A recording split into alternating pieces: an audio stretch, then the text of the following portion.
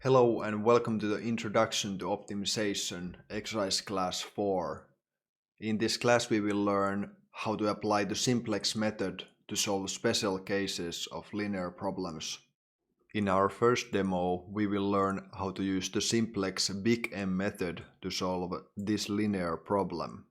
In the problem description we were given this linear problem, but the initial solution where both variables x are 0 is not feasible, and that is the reason why we need to use the big M method. First we form the standard form for this problem where we change the minimization to maximization and add the surplus variables s.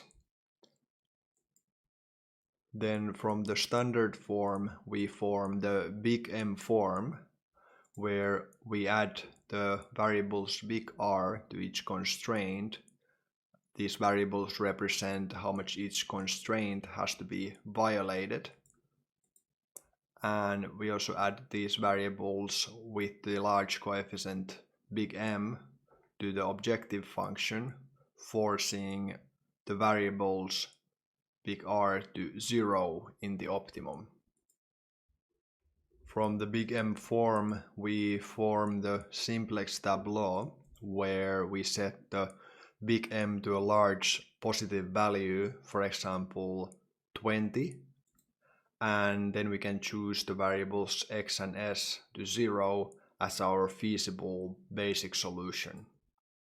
Because our Simplex Tableau is inconsistent, we need to use Gaussian elimination on the z row such that the air variables become 0.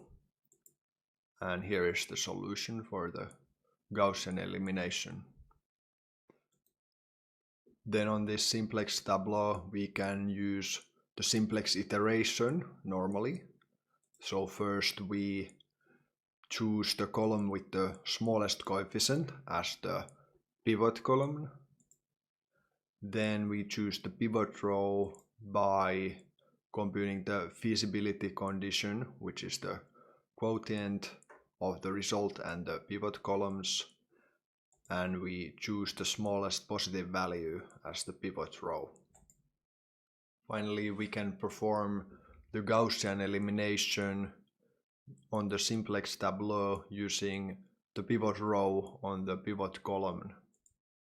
The second iteration of the simplex algorithm proceeds similarly. We choose the pivot column, then we choose the pivot row, and finally we perform the Gaussian elimination and we receive this solution.